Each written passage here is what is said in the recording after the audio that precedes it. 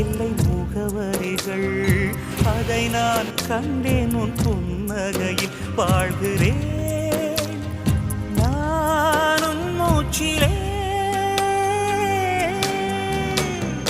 முன் பனிய முதல் மழைய